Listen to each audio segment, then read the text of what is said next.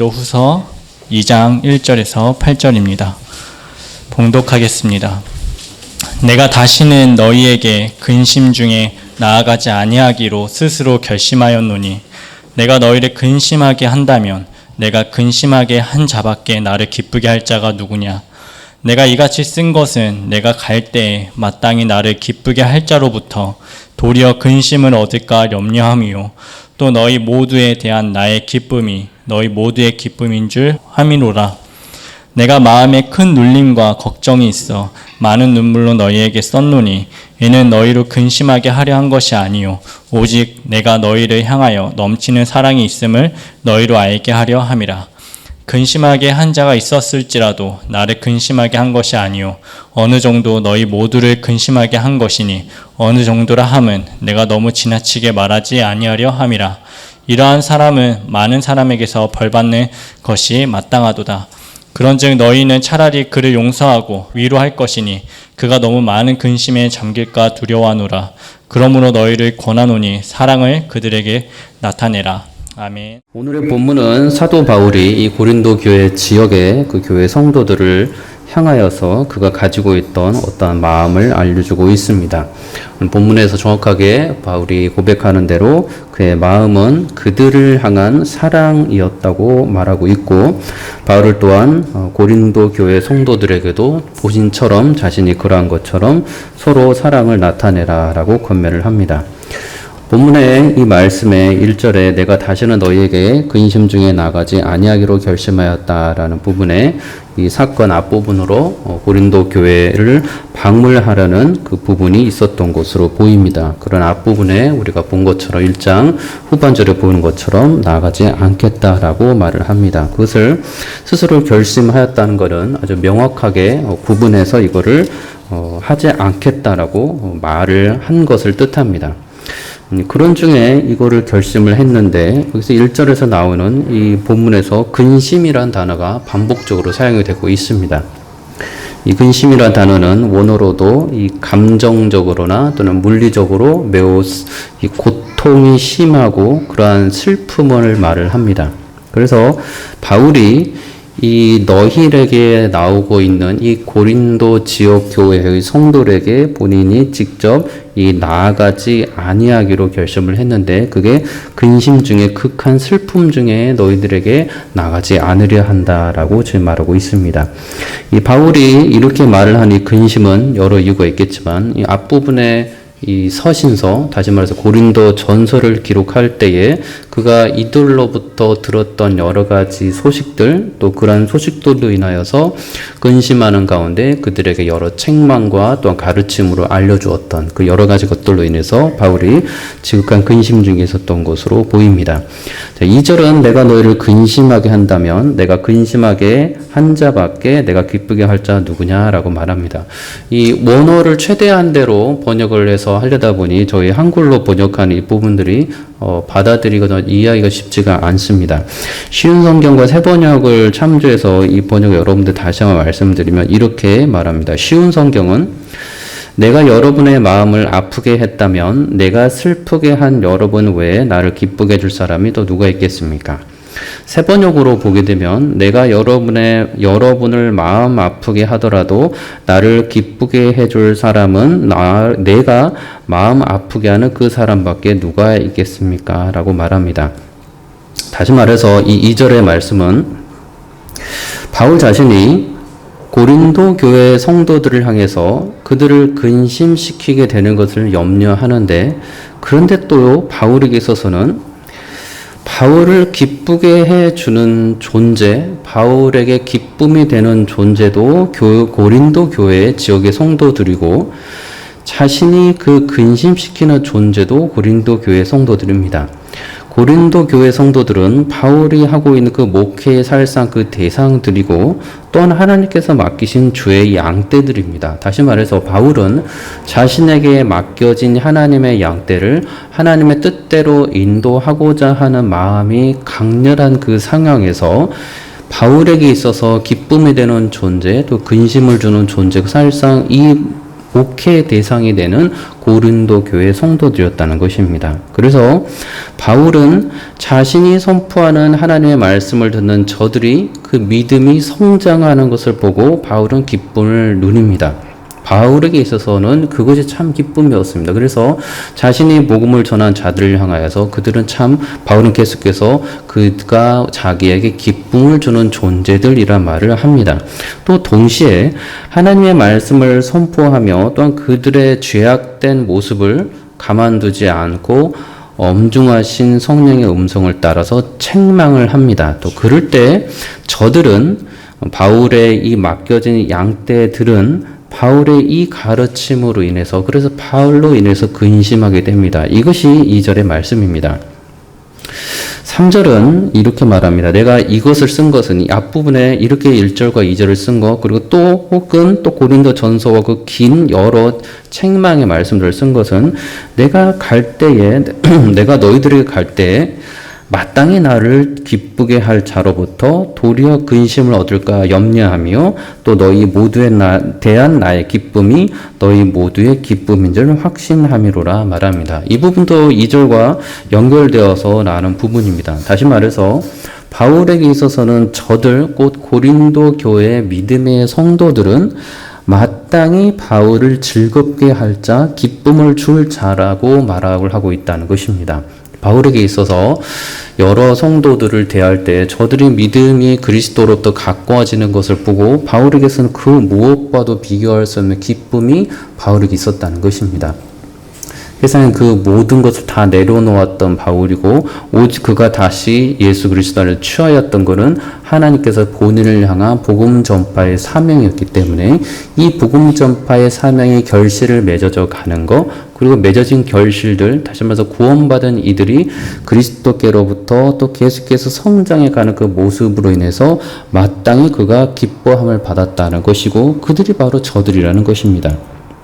그런데 마땅히 도리어 그런 기쁘게 할 자로부터 도리어 근심을 얻을까 염려한다라고 말을 합니다. 그리고 모두에 대한 나의 기쁨, 다시 말해서 그들, 이 고린도 교회의 모든 성도들에 대한 바울의 기쁨이 또한 바울 혼자만으로 짝사랑하는 그런 기쁨이 아니라 또한 그리스도 안에서 그들의 믿음이 계속해서 자라져 가고 죄악에선 떠나고 거룩하여져 가는 그 모든 모습을 통하여서 보게 되는 바울의 그 기쁨이 또한 너희 모두의 기쁨이 될 것이다 라고 지금 바울은 그걸 확신한다 라고 말합니다. 이것은 바울이 같은 복음을 전하고 있는 이 라인에서 이 선상에서 자신만 그리스도를 알아가는 기쁨 가운데 있는 것이 아니라 저들도 그리스도 안에 자라가는 기쁨 가운데 있고 바울이 이것으로 기뻐하는 것처럼 저들도 세상의 것들로 기뻐하는 것이 아니라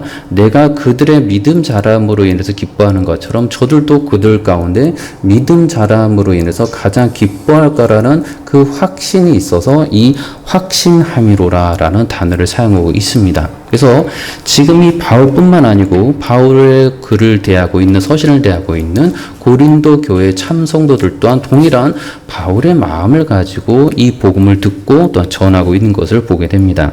이 부분도 번역이 새 번역에 이렇게 나옵니다. 내가 이런 편지를 쓴 것은 내가 거기 갔을 때 나를 기쁘게 해야 할 바로 그 사람들에게서 내가 마음 아픈 일을 당하는 일이 없도록 하려는 것이었습니다.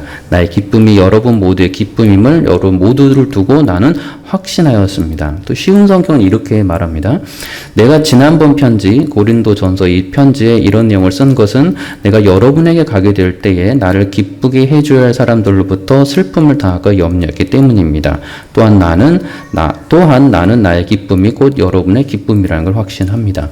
바울은 고린도 교회 성도들 향해서 계속해서 나와 같은 그리스도인이라는 그 확실한 전제를 가지고 이 복음을 전하고 있습니다. 그래서 바울이 복음을 전했을 때 저들이 바울이 전하는 복음이 무슨 말인지 몰라서 어려워할 것이라고 말하는 것이 아니라 그 말이 정확하게 그들 가운데 들어가서 그들 그 죄악 가운데 있는 그곳 생활로 인해서 그들이 근심하고 염려하게 될 것이라는 것도 아는 가운데 복음을 전하고 있다는 것입니다. 고린도 교회 성도들도 바울을 알고 있고 바울도 고린도 교회 성도들을 아는 상황에서 이 복음을 전하고 있다는 것입니다. 4절에 내가 마음에 큰 눌림과 걱정이 있어 많은 눈물로 너에게 쏟노니 이는 너희를 근심하게 하려 한 것이 아니요 오직 내가 너희를 향하여 넘치는 사랑이 있음을 너희로 알게 하려 함이라 라고 말합니다. 이 큰 눌림이라는 것은 이 고통과 고난을 뜻합니다. 이 눌림이 이 마음에 눌려서 억압당해서 답답한 그 상황을 뜻하는데 이 고통과 고난을 뜻합니다. 그리고 걱정이라는 것도 괴로움이고 또 여러 가지 아픔들 그 비슷한 언어 말들로 사용하고 있습니다. 그런데 이 바울은 이 고린도 전서를 썼을 때에 그의 마음 가운데 극심한 고통과 고난이 있었고 또한 큰 걱정이 있었다는 것입니다. 그래서 그 마음이 있어서 저들을 향하여서 많은 눈물을 흘리면서 이 편지를 썼다라고 말합니다. 그런데 그때 그가 썼던 이 여러 가지 모습들이 서신들이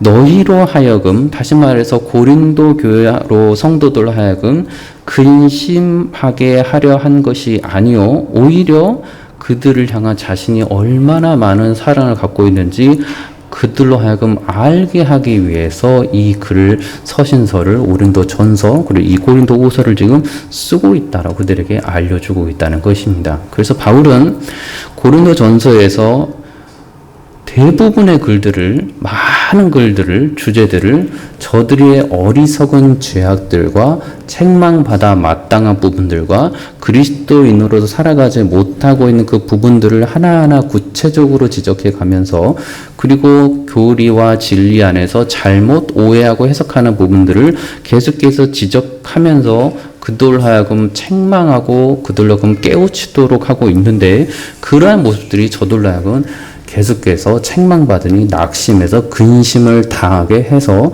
자신으로 하여금 아무것도 못하게 하려 하는 것이 아니요 오히려 그들을 향한 그리스도 안에서 성령께서 주시는 그 사랑이 참으로 넘치고 크다라는 것을 알려주는 마음에서 그 서신서들을 썼다라고 한다는 것입니다. 그것이 그래서 이 넘치는 사랑이라는 단어를 특별히 사용하고 있습니다.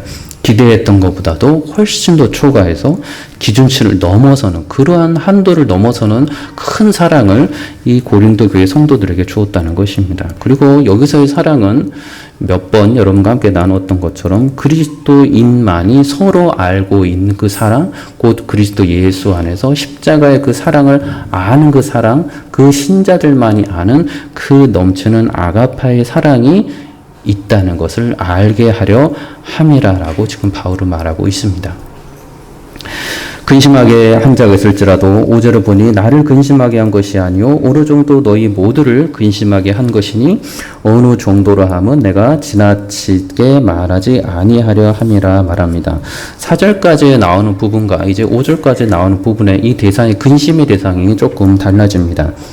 이 5절 4절까지로서는 이 지금 선을 행하여야 하는데 하나님의 말씀을 따라 행하여야 하는데 그렇지 행하게 하지 않은 이 신앙 공동체를 향하여서 지금 근심에 대한 마음들을 전하고 있었다면 이제 5절 이하로는 실제적으로 근심시키는 그 악을 행한 죄악을 범한 자를 향한 그 근심을 말해서 이 근심이라는 단어를 씁니다. 그래서 5절에 나오는 이 근심은 누군가가 근심을 주었을지라도 그가 바울에게만 근심을 주었을 뿐만 아니라 부분적으로는 너희 모두에게도 사실상 근심하게 한 것이나 다름없다라는 말을 하고 있다는 것입니다. 다시 말해서 바울은 한 사람이 구원을 받아서 신자로서 믿음의 공동체에서 생활하고 있는데 그 한 사람이 교회 공동체와 또는 개인이 사회 가운데 저지른 그 죄악을 그 개인의 죄악으로 치부하는 것이 아니라 오히려 공동체 안에서 저가 행한 선도 같이 기뻐할 뿐만 아니라 저가 행한 악행에 대해서도 공동체가 함께 슬퍼하면서 마음 아파하는 것이 마땅하다라고 알려준다는 것입니다. 개인으로서만 연결되는 것이 아니라 개인이 공동체와도 연결되는 것이 지극히 당연한 상황에서 전제 안에서 이 말씀을 전하고 있습니다.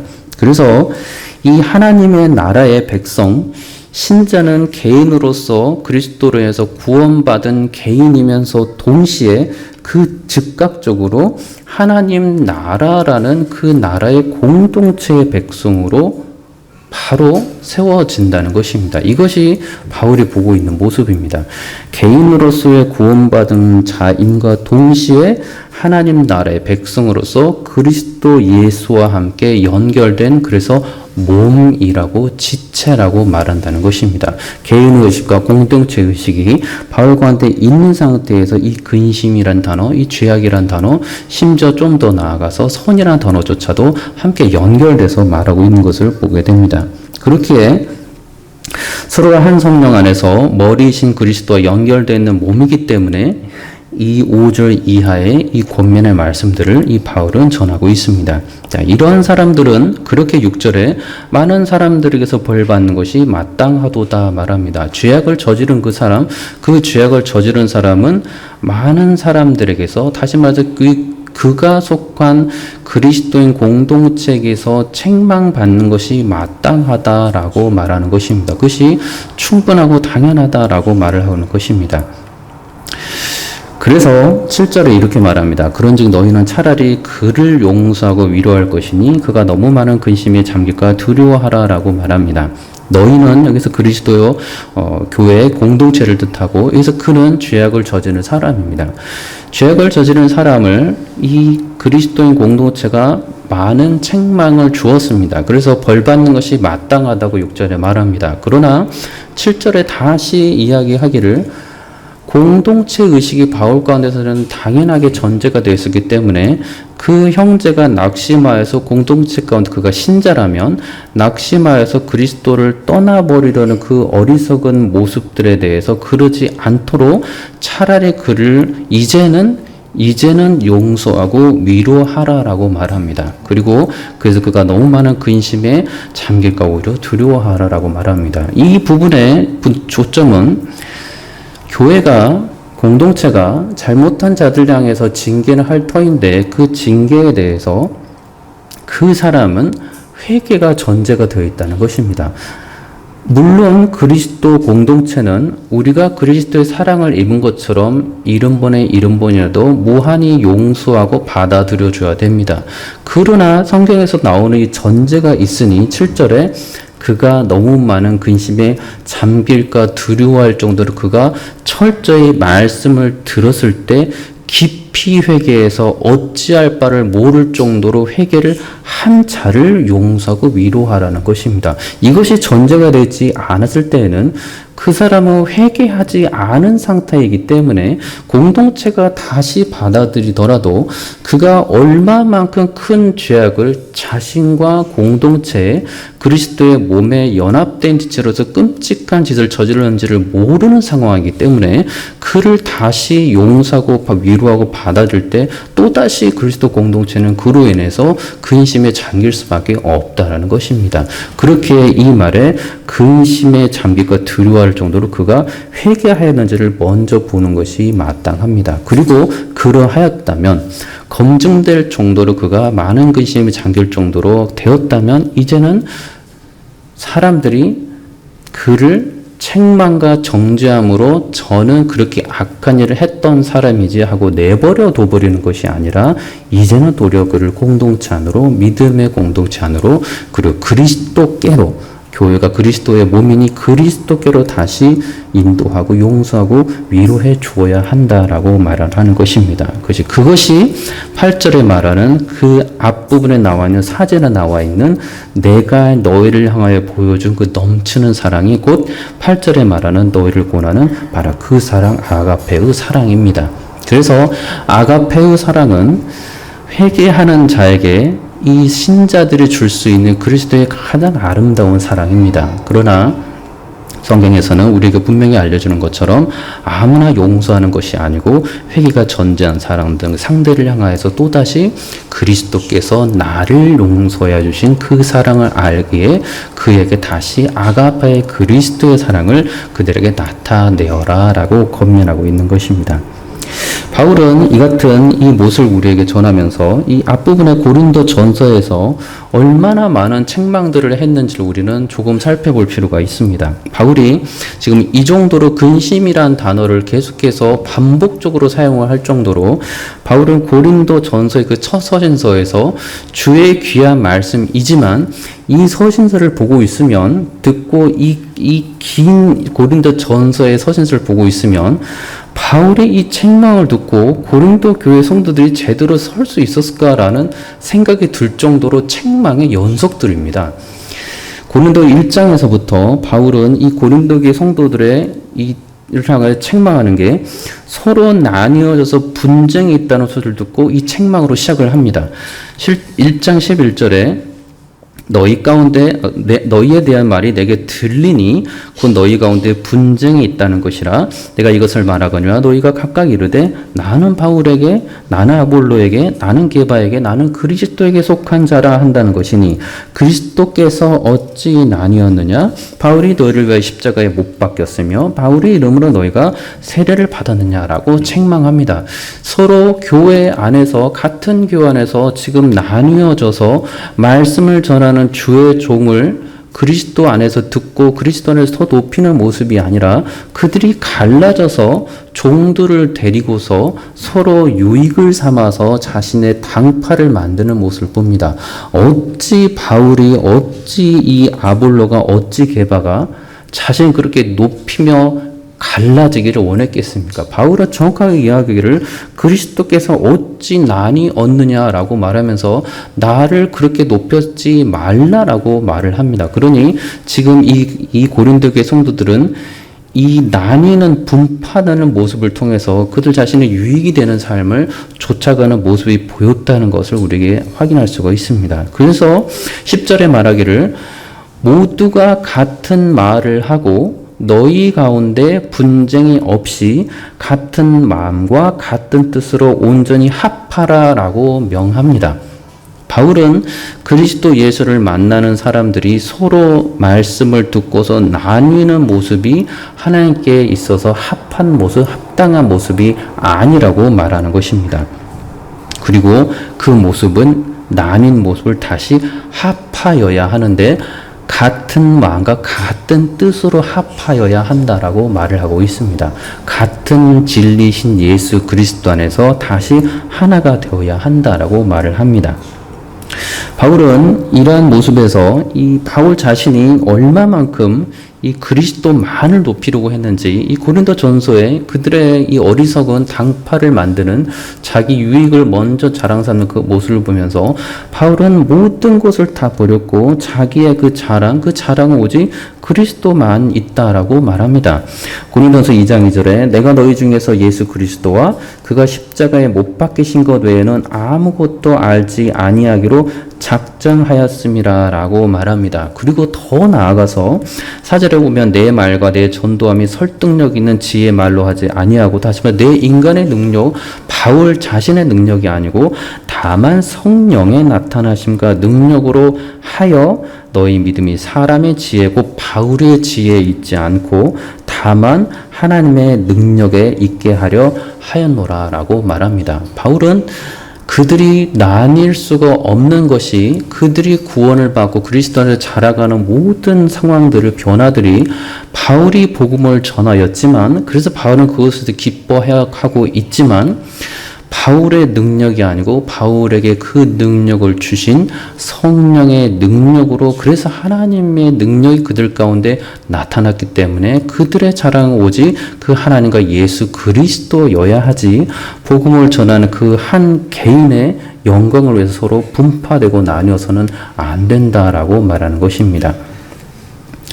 바울의 예언에 있어서 또 계속해서 4장에 이렇게 나오는 것이 그가 이렇게 말합니다. 너희가 이미 배부르며 이미 풍성하여 우리 없이도 왕이 되었도다. 우리가 너희와 함께 왕노릇하기 위해 참으로 너희가 왕이 되기를 원하노라 라고 책망합니다. 바울은 그들이 이렇게 나뉘어져서 마치 주의 종을 높이는 그들의 모습도 있었던과 동시에 그 반면에는 이미 배부르며 이미 풍성해서 복음을 전하는 자 없이도 그들 스스로 모든 것을 다 할 수 있다는 왕이 되었다라고 책망하는 것입니다. 이런 책망도 이 고린도 교회에서는 책망이었습니다. 5장에서는 음행에 대한 책망을 합니다. 너희 중에 심지어 음행이 있다는 말을 들으니 그런 음행은 이방인 중에서도 없는 것이라 누가 그 아버지의 아내를 취하였다 하는도다. 그리하고도 너희가 오히려 교만하여져서 어찌하여 통한이 여기지 아니하고 그 일을 행한 자를 너희 중에서 쫓아내지 아니하였느냐. 쫓아내지 아니하는 것은 두 가지가 있을 수 있겠는데, 하나는 죄악이 얼마나 만연했던지 그 죄악이 쫓아낼 죄악으로 보이지 않았던 것으로 될 수가 있고, 또 한편으로는 죄악이 무엇인지도 모를 정도로 그들이 거룩에 대해서, 하나님의 말씀에 대해서 잘 모르고 있었던 것을 해석이 됩니다. 그렇다면 중요한 것은 저들은 바울로 하여금 지금 벌써 1장에서부터 5장에 이르면서 계속해서 하나님의 말씀의 그 엄중한 가르침 안에서 계속해서 책망을 받고 있다는 것입니다. 죄악을 저지르는 것에서 책망을 받고 있고, 죄악에 대해서 그 죄가 있음을 정확하게 왜 알지 못하고 그것을 정확하게 교회가 치리하지 못하였느냐라는 것에 대해서 지금 책망을 받고 있습니다. 바울은 이 5장 6절에 이렇게 말합니다. 작은 누룩이, 적은 누룩이 온 덩어리에 퍼지는 것을 알지 못하느냐. 그 정도면 됐다라고 하는 것이 아니라, 그 정도 작은 죄악은 공동체 안에서 괜찮다라고 보는 것이 아니라, 교회는 그리스도의 몸이기 때문에 그리스도의 몸이 더럽혀져 있는 것은 그리스도가 더럽혀져 있는 거기 때문에 그것이 아무리 작은 누룩이라도, 아무리 작은 죄악이라도 결코 교회 공동체 개인에게 있어서는 안 된다라고 말하는 것입니다. 그런데 음행을 저질렀는데도 불구하고 그 음행에 대해서 아무도 뭐라 하지 않았던 그들의 모습을 전해드리면서 바른 통불한 마음으로 그들을 책망하고 있는 것입니다. 6장에서는 교회 공동체 안에서 이 다툼이 발생한 사실을 책망하면서 또 이 성도들 간의 다툼이 생겼는데 그들 가운데 지혜롭게 해결하지 못하고 세상의 법적으로 끌고 가서 성도들의 이 다툼을 해결해 달라고, 불신자들에게 해결해 달라고, 하나님의 자비를 알지 못하는 데게 해결해 달라고 말하니 어리석은 모습을 책망을 합니다. 6장 1절 이하에 너희 중에 누가 다른 이와 더불어 다툼이 있는데 굿되어 불의한 자들 앞에서 고발하고 성도 앞에서 하지 아니하느냐. 내가 너희를 부끄럽게 하려 하여 이 말을 하노니 너희 가운데 그 형제가 한 일을 판단할 만한 지혜 있는 자가 이같이 하나도 없느냐. 바울이 고린도 후서에 이 근심이란 단어를 쓰고 있다는 것을 염두에 두고 있다면, 지금 이 고린도 교회 성도들을 향해서 바울이 1장부터 계속해서 지속적으로 저들의 어리석은 모습들을 무섭게 책망하고 있는 것을 보게 됩니다. 7장에서는 이 음행에 대해서 다시 한번 말을 하고, 이 질서에 대해서도 말을 합니다. 음행을 피하기 위해서 남자마다 자기 아내를 두고 여자마다 자기 남편을 두라. 남편은 그 아내에 대한 의무를 다하고 아내도 그 남편을 그렇게 할지라라고 말합니다. 그렇게 하지 못했던 상황들이 교회 공동체에 퍼져 있었다는 것을 우리는 짐작할 수 있습니다. 8장에서는 우상의 재물을 먹는 행위에 대해서 바울이 통렬하게 책망합니다. 음식은 우리를 하나님 앞에 내세우지 못하나니 우리가 먹지 않는다고 해서 더 못 사는 것도 아니고 먹는다고 해서 더 잘 사는 것도 아니니라. 그런즉 너희의 자유가 믿음이 약한 자들에게 걸려 넘어지게 하는 것이 되지 않도록 조심하라라고 말합니다. 자, 이런 말씀들이 계속해서 죄종을 통해서 계속해서 교회 공동체 안에 전해졌을 때 이 고린도 교회 성도들이 얼마만큼 낙심한 사람들이 많이 생겼을지는 점점 짐작이 됩니다. 11장에서는 교회 안에서 그 권위와 질서뿐만 아니고 거기에 대해서 엄중하게 말할 뿐만 아니라 또 주의 만찬을 바르게 지키지 않는 모습에 대해서도 책망합니다.